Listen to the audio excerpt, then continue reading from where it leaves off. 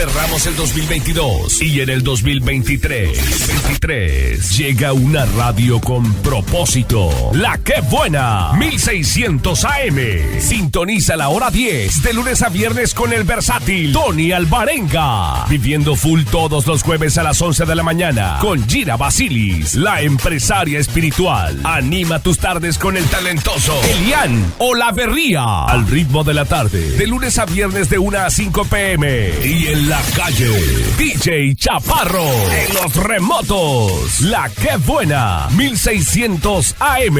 Una radio con propósito. Noticias, deportes. Así suena La que buena.